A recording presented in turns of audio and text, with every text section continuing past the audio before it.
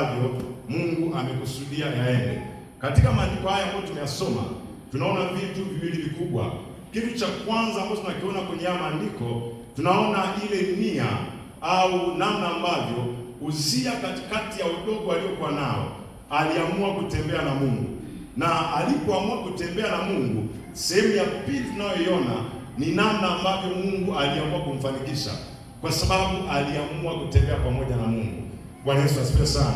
Amen. Na asubuhi ya leo nataka nizungumze na wewe kichwa cha somo kinachosema unapomtafuta Mungu na kumtumikia yeye anazifanikisha hatua zako. Unapomtafuta Mungu na kumtumikia yeye, Mungu anazifanikisha hatua zako. Unapomtafuta Mungu na kumtumikia yeye, Mungu anazifanikisha hatua zako. Sasa moja ya jambo ambalo limekuwa gumu miongoni mwa watu wengi katikati ya nyakati tulizo nazo ni jambo la kumtafuta Mungu na kumtumikia Mungu. Hili ni jambo ambalo kwa watu wengi sana limekuwa ni changamoto. Watu wana uwezo wa kuingia ibadani, lakini sio kwa lengo la kumtafuta Mungu, sio kwa lengo la kumtumikia Mungu. Unajua kuna utofauti kati ya kuja ibadani na mtu ambaye ana shauku ya kumuona Mungu kwenye maisha yake, na mtu ambaye ana shauku ya kumtumikia Mungu kwenye maisha yake. Watu wengi tumekuwa ni Wakristo kwa sababu tu yawezekana, moja, nimezaliwa kwenye familia ya Kikristo, kwa nimemkuta baba ni Mkristo, mama ni Mkristo, lakini pia yawezekana jamii ninayokaa ni jamii ya Wakristo, kwa na yeye anakuwa tu sehemu ya Wakristo. Sio kwamba ndani yake ana kiu kabisa ya kumwona Mungu kwenye maisha yake, sio kwamba ndani yake ana ule moyo wa dhati wa kumtumikia Mungu. Wengi hili jambo limekuwa ni gumu sana, na hii ni kwa sababu baadhi ya watu wanaamini kwamba moja, kumtafuta Mungu na kumtumikia ni kujichelewesha kufikia mafanikio yao. Na ndio maana watu wengi sana ukianza kumwambia habari za kumtafuta Bwana, habari za maombi, habari za kusoma neno, habari za kufanya mambo ya kanisa, anakuambia nimetingwa sana na mambo. Unajua, nikiacha kufanya lile jukumu mambo hayawezi yakaenda.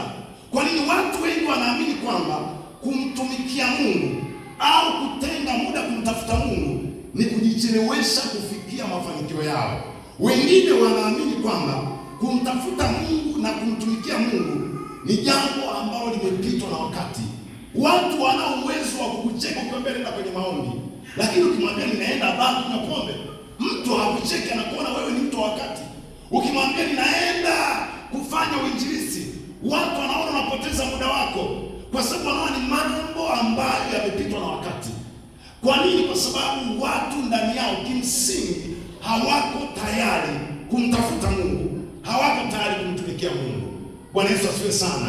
Vijana wengi wanashindwa kumtumikia Mungu kwa sababu wanaamini kumtumikia Mungu ni jambo ambalo la wazee, ni jambo ambalo la zamani, ni mambo ambayo wao hawawezi wakayafanya.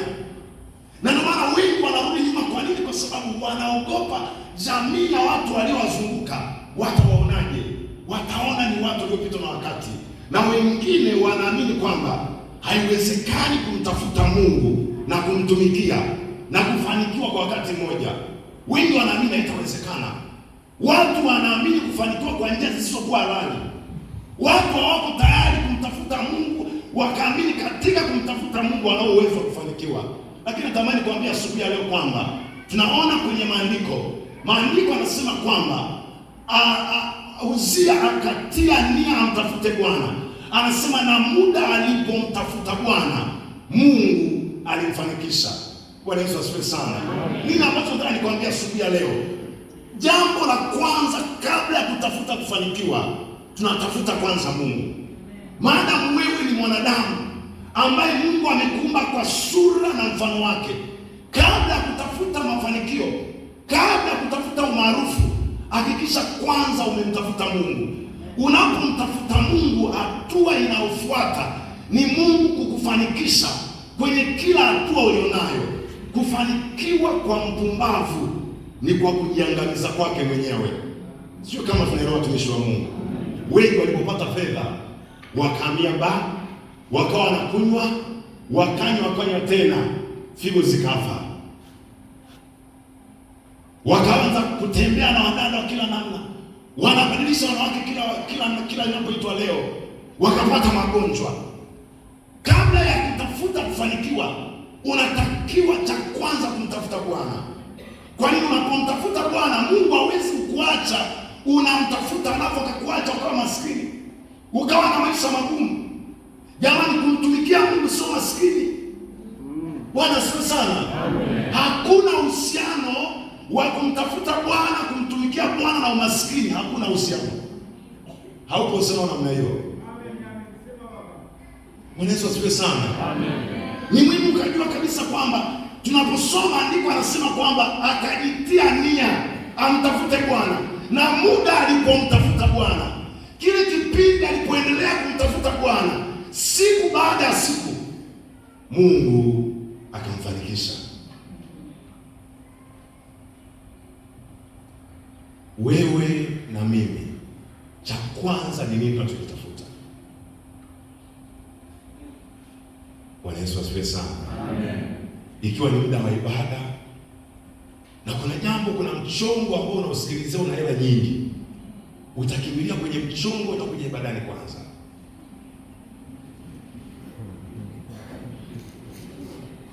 Bwana asifiwe. Utaenda wapi? Angalia moyo wako, usiseme tu. Unaweza kusema hapa nitakuja ibadani, lakini unajijua namna ulivyo. Kuna watu wana maduka hapa, yani amekaa hapa anasema yani ibada iisha haraka niondoke nikafungue duka langu. Wanavuta sana ibada. Bwana asifiwe sana. Jamani, kabla ya mafanikio kuyatafuta, mtafute Mungu kwanza. Muda unapomtafuta Mungu, Mungu anakufanikisha. Mungu anao uwezo wa kuleta wateja kwenye duka lako ndani ya risali moja ambao wamekuja siku nzima. Mungu anao uwezo huo.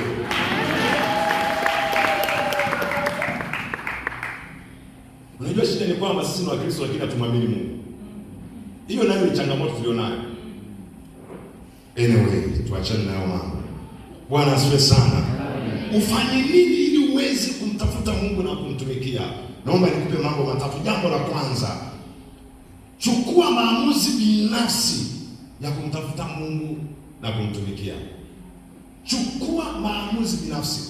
Unajua swala la kumtumikia Mungu, hata tokea malaika kwenye kona akikwambia sasa nimeshakuwezesha kuanza kumtumikia Mungu na kumtafuta Mungu, haiji kuwezekana.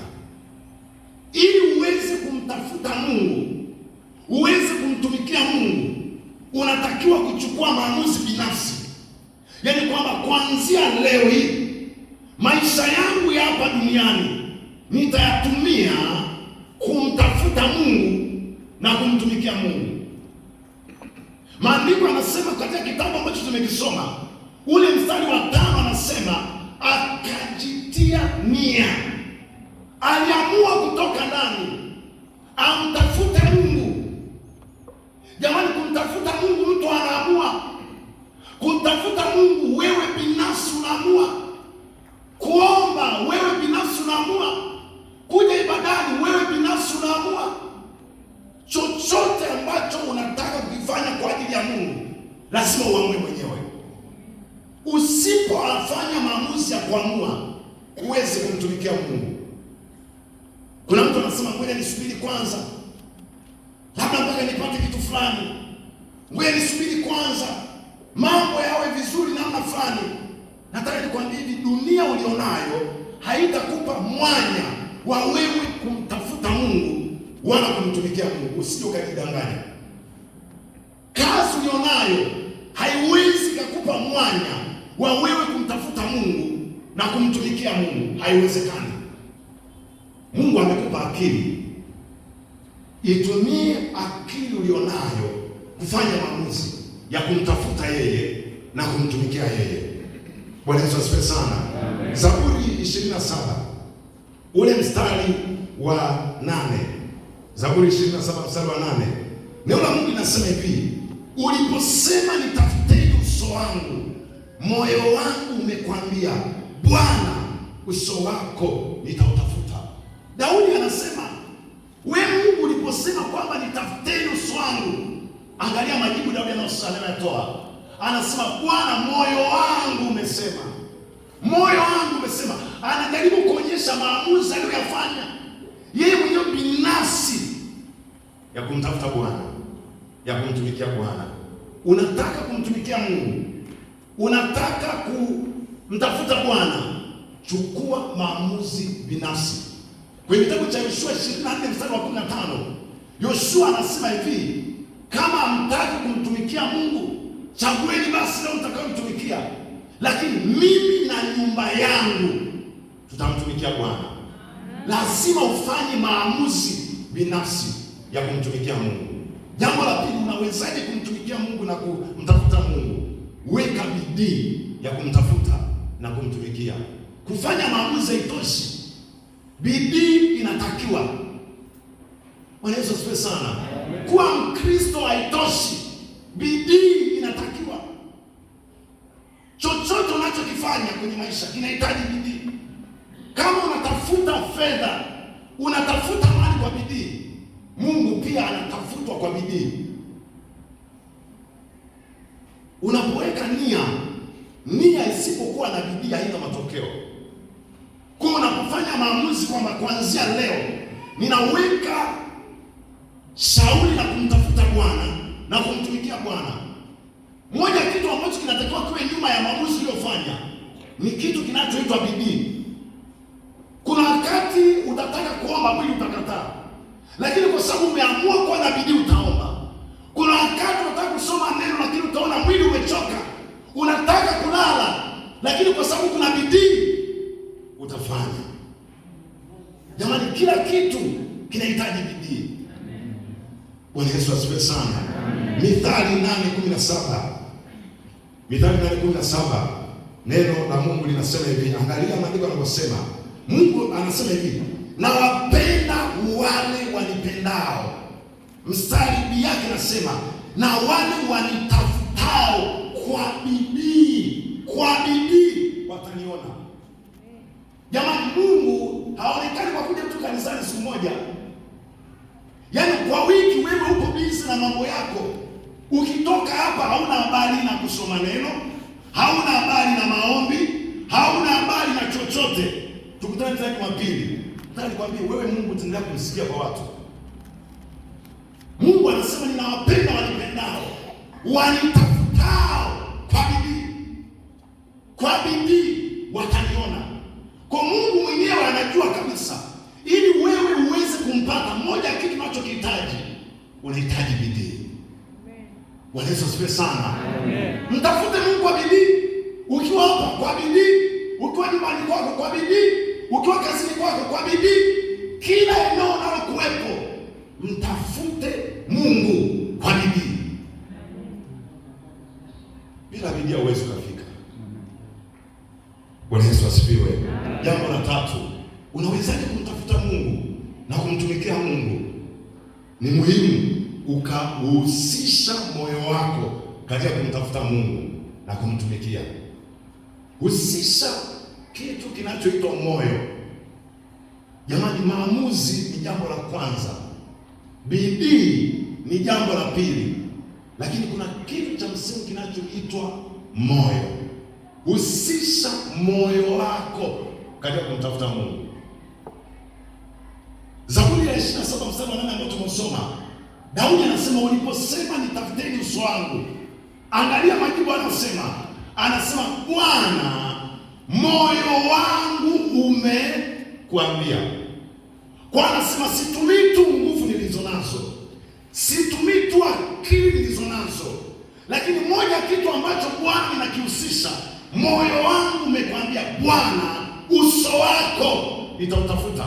Unapomtafuta Mungu, hakikisha moja kitu ambacho unakihusisha kwa 100% ni moyo wako. Kwa sababu kinachofanya Mungu ajifunue kwako sio namna ambavyo nimevaa, sio namna ambavyo nipo, lakini namna ambavyo nimehusisha moyo wangu katika yale ninayoyafanya. Kwa kama ninaimba nahakikisha kwamba nimehusisha moyo. Ninatoa sadaka, ninahusisha moyo. Ninaomba, ninahusisha moyo. Ninasoma neno, ninahusisha moyo. Chochote ninachokifanya nikihusisha moyo, itakuwa na matokeo. Bwana Yesu asifiwe sana. Uliposema nitafuteni uso wangu, Daudi anasema Bwana, moyo wangu umekwambia. Jamani, katikati ya maisha ambayo tulionayo, uwepo wako ibadani pasipokuwepo moyo wako, umepoteza muda wako. Sio kama unaelewa mtumishi wa Bwana. Yaani sisi tutarejista kwamba leo walizujua watu 50. Lakini Mungu anaweza kafika hapa akakuta kuna watu wawili ibadani. Sio kama tunaelewa mtumishi wa Bwana. Kitabu cha Mathayo 15 ule mstari wa 8. Mathayo 15:8. Maandiko yanasema hivi: watu hawa huniheshimu kwa midomo, ila mioyo yao iko mbali nami, nao waniabudu bure. Unajua unaweza kuwepo ibadani ukasema leo nilikuwepo ibadani, lakini kimsingi haukuwepo ibadani. Katika safari ya kumtumikia Mungu, moyo ni kitu cha msingi. Unataka kumtafuta Mungu, moyo ni kitu cha msingi. Yesu alienda hekaluni, akawakuta jamaa wako ibadani. Wale jamaa, Yesu akasimama akawaangalia, akasema jamani, watu hawa wananiheshimu kwa midomo. Kweli Jumapili wanakuja kanisani, wananitolea sadaka, wanafanya kazi yangu kwa moyo, wanafanya kazi yangu kwa namna walivyojaliwa. Angalia majibu anayosema, anasema ila mioyo yao iko mbali nami. Unapokuwa unamtafuta Mungu na kumtumikia Mungu, madhara ya moyo wako kuwa mbali na Mungu, maisha yako hayawezi kubadilika. Nataka nikwambie, maisha yako ili yabadilike yanategemea kiwango chako cha wewe kuruhusu Mungu atawale moyo wako. Tabia ulionayo haibadilishwi na hela. Tabia ya watoto wako walizonazo hazibadilishwi na namna ambavyo wewe unadhani unaweza kubadilishwa. Ni Mungu anapopata nafasi ndani ya watu, Mungu ana uwezo kubadilisha watu. Tuna kanisa ambalo halibadiliki tabia. Mtu tangu alipoingia kanisani, anaingia mzinzi, anatoka mzinzi. Anaingia mlevi, anatoka mlevi. Anaingia na tabia fulani, anatoka hivyo hivyo. Shida sio Mungu hafanyi kazi. Shida watu mioyo yao iko mbali na Mungu. Hawawezi wakabadilika. Bwana Yesu asifiwe sana. Amen. Nataka nikwambie hivi, Yesu ameenda kabla, anasema watu hao wananiheshimu kwa midomo, lakini mioyo yao iko mbali nami. Angalia Yesu anachosema, nao waniabudu bure. Maana yake Yesu alienda ili aweze kutoa reward kwa watu wanaomwabudu katika roho na kweli. Yesu awape thawabu yao. Anafika, haoni mioyo ya watu, anaona watu. Uwepo wako ibadani wa muhimu, lakini moyo wako ni wa muhimu zaidi kuliko uwepo wako. Tunaona mtumishi wa Bwana. Uwepo wako ibadani ni wa muhimu, lakini moyo wako ni wa muhimu sana kuliko uwepo wako. Kwa sababu kitakachofanya Mungu akutane na wewe ni moyo.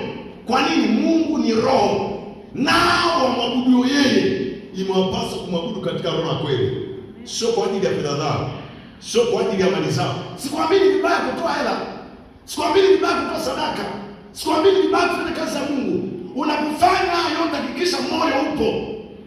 Sio kama unaelewa mtumishi wa Bwana. Kuna thawabu. Ni kitabu cha Yeremia 29:13. Anasema nani mtakwenda na kunitafuta, nani mtaniona mtakaponitafuta kwa mioyo yenu yote. Jamani, moyo ni jambo la msingi sana. Bwana Yesu asifiwe sana. Sasa ni nini kinafanya Mungu afanikishe hatua zako unapomtafuta na kumtumikia? Ni nini?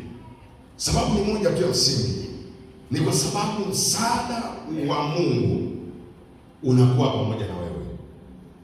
Kinachofanya Mungu akufanikishe katika kila hatua unayoipiga, unapokuwa unamtafuta na kumtumikia, ni sababu msaada wa Mungu uwepo wa Mungu unakuwa pamoja na wewe. Hiyo ni sababu ya msingi sana ambayo inafanya Mungu akufanikishe, kwa sababu msaada wa Mungu kuwa pamoja na wewe ni tafsiri ya wazi kwamba Mungu yuko pamoja na wewe.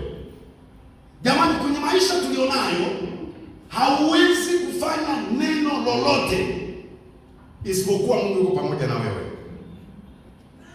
Unaweza ukafanikiwa kwa bidii. Jamani, bidii inafanikisha watu. Nikikataa kwa mjinga, kwa sababu kuna watu wanafanya bidii wanafanikiwa. Lakini watu wanaotaka kufanikiwa kwenye mlengo wa kimungu ni watu walioamua kutembea na Bwana, walioamua kumtafuta Bwana, walioamua kumtumikia Bwana kwa vyote walivyonavyo pamoja na wao. Na moja kitu ambacho kinakuwa nyuma yao ni msaada wa Mungu unakuwa pamoja nao. Na msaada wa Mungu unapokuwa pamoja nao, chochote wanachokifanya kinafanikiwa. Na ndio maana tunaona kwamba Mfalme Uzia alipoamua kumtafuta Bwana, maandiko yanasema Mungu akamfanikisha. Angalia, akaenda kupigana vita akashinda. Maandiko yanasema kwa sababu Bwana alimsaidia. Sio kama vile watumishi wa Bwana. Ushindi kwenye maisha yako unategemea kiwango cha namna ambavyo umemhusisha Bwana kwenye hatua zako. Inategemea sana. Uwe kijana, uwe mzee, inategemea sana namna ambavyo umekubali kumhusisha Mungu. Mungu anapokuwa nyuma yako, hakuna jambo ambalo litashindikana. Mambo yanaenda. Changamoto tulionao ni kwamba wengi tunataka kufanikiwa kwa haraka. That's why tunaona Mungu anachelewa. Na hatutaki kwenda hatua kwa hatua tufike kwenye hatima. Bwana Yesu asifiwe sana. Amen. Watu wanasema wewe unamtumikia Mungu utachelewa sana kufika. Nataka nikwambie hivi, Mungu anapokuwa nyuma yako, umebeba msaada mkubwa Mungu wa kukufanikisha kwenye kila hatua ulionayo. Hajalishi mwanzo wako ni mdogo kiasi gani, lakini at the end utakapofika mwisho, watu watasema hakika huyu mtu alikuwa pamoja na Bwana. Bwana Yesu asifiwe sana. Amen. Msaada wa Mungu unapokuwa pamoja nawe, mambo matatu ya msingi unapomalizia yanatokea. Msaada wa Mungu unapokuwa pamoja nawe, moja, unakuwa na ushawishi au mvuto. Watumishi wa Mungu, ni muhimu kujua kwamba kwenye hii dunia watu wanaishi kwa influence. Ushawishi, mvuto. Kuna watu wakiongea watu wanasikiliza. Unataka utaki utamsikiliza. Kuna watu wakifanya biashara yoyote watu wanamfuata. Unaweza ukajiuliza huyu mtu anafanikiwaje?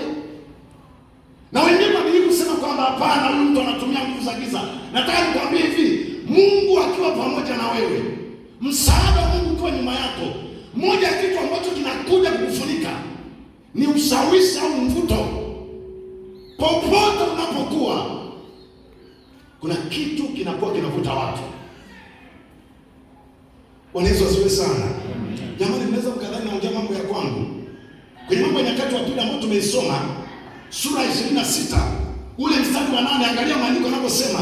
Maandiko yanasema hivi: na Waamoni wakampa Uzia zawadi. Hawa ni watu wa mataifa, wakamjia mfalme kwa sababu alikuwa pamoja na Bwana. Maandiko yanasema wakaja wakampa zawadi. Alafu angalia, anaendelea anasema hivi: likaenea jina lake mpaka pa kuingilia Misri, kwa kuwa aliongezeka nguvu. Akawa na influence, akawa na mvuto. Watu wakawa wanamjia, wanamletea mali zao, wanampa. Kwenye safari ya maisha ulionayo, hauhitaji bidii peke yake, hauhitaji kuomba peke yake. Moja kitu ambacho unahitaji, unahitaji ushawishi. Watu wenye ushawishi wanaenda mbali. Wanasiasa wanaelewa hii kanuni. Akiona hana ushawishi, hana mvuto, anaenda kupanda wagiza kuomba influence. Akitokea unampenda umpendi, utakusanyika influence. Wewe unafikiria watu wanafanikiwa tu, unahitaji mvuto. Leo unielewe, utanielewa vizuri siku ya kukuta. Sasa unaweza kuona kama naongea vitu vya mbinguni, naongea vitu vya duniani, watumishi wa Bwana. Bwana asifiwe sana. Unahitaji ushawishi, nguvu ya ushawishi. Chochote unachokiongea, watu wanasema kuna mtu ameongea hapa. Bwana asifiwe sana. Unaweza kukutana na mtu ni mdhaifu, lakini akitokea watu wanapiga makofi. Ukimuuliza unapiga makofi kwa ajili ya nini? Anakuambia huyu ni mtu wa maana sana. Umaana wake kwa wapi haueleweki. Hawa jamaa walipoona Mungu yuko pamoja na Uzia, wakapeleka zawadi, wakampa, na jina lake likazidi kuenea. Vijana, hauhitaji kutumia nguvu kubwa kutafuta kazi. Kuna mahali ukitokea tu mvuto, wanasema tunamtaka fulani. Mimi nakwambia, kuna watu walipata kazi walikuwa na ufaulu wa chini sana. Walipotokea wakasema sijui kwa nini tumekuchukua wewe, lakini tumeona wewe utatufaa. Unaweza usielewa ya mambo. Bwana Yesu asifiwe sana. Jambo la pili, msaada wa Mungu unapokuwa pamoja na wewe, watu wanajitoa kwa ajili yako. Watu wanakuwa tayari kujitoa kwa ajili yako. Kuna watu wao wajitetei, watu wanatetewa. Kuna watu hawajui kuongea, lakini kwa sababu Mungu yuko pamoja na wao, yeye haongei, hafanyi chochote, watu wenyewe wanaongea. Wanasema yule umemwonea, hajafanya, sio yeye, haiwezekani. Msaada wa Mungu unapokuwa pamoja na wewe, moja kitu ambacho Mungu anakifanya na kupa watu, unahitaji watu, mtumishi wa Bwana. Uwe muombaji sana, unafunga sana, unafanya chochote, unahitaji watu. Watu na wahitaji. Kwenye kazi yako unahitaji watu. Kwenye biashara yako unahitaji watu. Kwenye uchumi wako unahitaji watu. Chochote unachokifanya unahitaji watu. Unahitaji watu. Bwana Yesu asifiwe sana. Kwenye ule mstari wa 13 katika Mambo ya Nyakati ambao tumesoma, angalia maandiko yanachosema. Yanasema hivi, na chini ya mkono wao kulikuwa na jeshi la askari 307,500. Angalia maandiko yanasema hivi, ambao walipigana vita kwa nguvu nyingi kumsaidia mfalme juu ya adui. Watu wanakubali kutumia. Kuna watu wako tayari kufa kwa ajili ya watu. Lakini nataka kuambia hivi, haiji tu. Lazima kuna kitu kwa nyuma yako. Mtu anakuwa tayari kuyatoa maisha yake. Anasema kama ndio hivyo, wakimwondoa na mimi naondoka. Bwana Yesu asifiwe sana. Na hii ndio sababu hata kwenye makanisa kuna wachungaji ni innocent. Wanatumika kwa uaminifu. Wanakaa makanisani kwa uaminifu. Wanamtumikia Mungu kwa uaminifu. Kwa chuki za watu wachache ndani ya kanisa, wanasema tunamfukuza. Siku anaondoka, washirika wanasema kama anaondoka na mimi ninaondoka. Unajiuliza, wewe huyu mchungaji alikukuta hapa, unaenda wapi? Ninamfuata kule anakwenda. Unahitaji watu. Mimi nakwambia, watu. Sio mtu aliyepewa rushwa. Mtu ambaye hajapewa chochote anasema ninaenda naye. Kwa akikuta mchungaji mwenye kiburi, anasema na mimi nenda kuaisha kanisa langu. Watu wanaenda. Unajua ni kwa nini? Watu. Mungu huwa anatoa watu kwa ajili ya watu. Haupo mbinguni mtumishi wa Mungu, upo duniani, unahitaji watu. Amen. Bwana asifiwe sana. Unahitaji watu.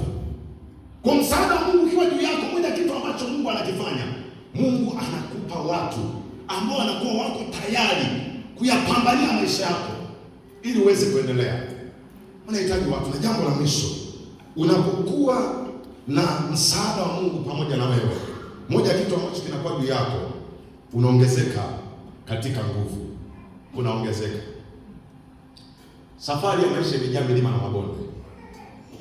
Kitu pekee ambacho kitakufanya usikate tamaa ni Mungu kuwa pamoja na wewe. Mungu hutia nguvu katikati ya yale ambayo unayapitia. Hawezi safari peke yako. Kuna mambo unakutana magumu mazito.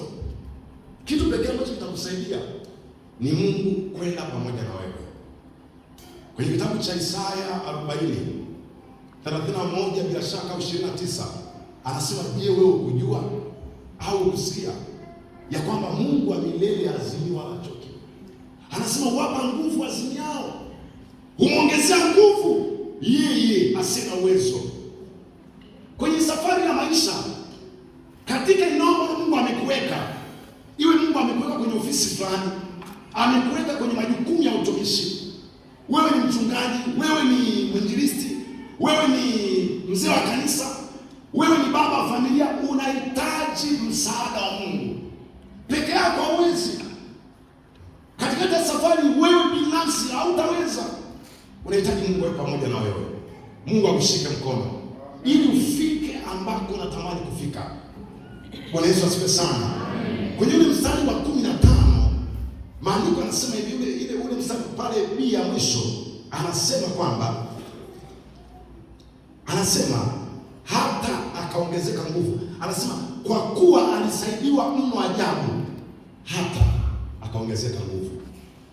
Watu wa Mungu, unahitaji msaada wa Mungu ili uzidi kuongezeka nguvu. Kwenye jambo lolote lile unahitaji msaada wa Mungu uzidi kuongezeka nguvu. Nguvu inapoisha awepo kukutia nguvu. Zaburi ya 84 na ule mstari wa 5, neno la Mungu linasema hivi. Anasema heri ambaye nguvu zake zatoka kwako na njia ziendao Sayuni zimo moyoni mwake. Heri ambaye nguvu zake zinatoka kwa Bwana, hata zimia, hata choka. Bwana Yesu asifiwe sana.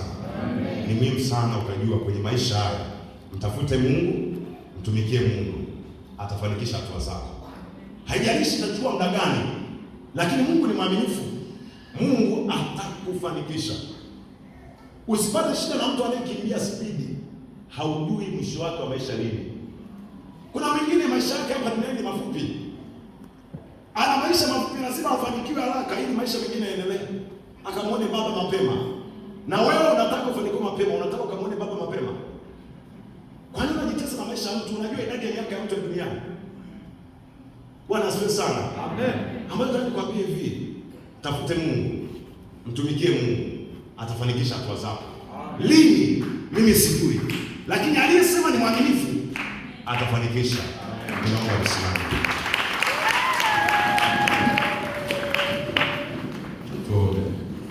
Mungu, asante kwa sababu ya uaminifu wako. Ninakushukuru kwa ajili ya nafasi ambayo umetupa asubuhi ya leo. Asante kwa ajili ya neno ambalo umeliachia katikati yetu. Ni maombi yangu Bwana ya kwamba kila mmoja achilia ndani yake nguvu ya kufanya maamuzi binafsi, lakini zaidi sana bidii na moyo wake katika kutafuta wewe, ili katikati ya safari ya hapa duniani akaone Mungu ukifanikisha hatua zake. Wako watu katika maeneo mbalimbali, wote kwa pamoja Mungu tunahitaji msaada wako.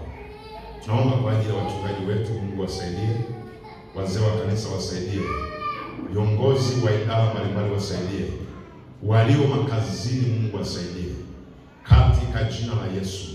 Wafanyabiashara wasaidie, wakulima wasaidie, kila mmoja kwa nafasi yake Mungu msaidie, ili wote kwa pamoja tuweze kutembea katikati ya safari hapa duniani pamoja na wewe, kwa msaada wako na kwa nguvu zako, na tuone matunda ya kutumikia wewe pasipo kuwa na shaka yoyote. Bwana Yesu, tusaidie Bwana, tuone msaada wako, na kwamba Mungu wa neema na rehema ukatupe influence katika jamii tunayoishi, ukatupe watu ambao Bwana watakuwa tayari kuyabeba maisha yetu Bwana Yesu, tuweze kufika ulikokusudia, na zaidi sana Bwana tuongezeke nguvu siku baada ya siku, kwa Kristo Yesu uliye Bwana mwokozi wa maisha yetu nimeomba. Amen. Mungu akubariki sana. Amen.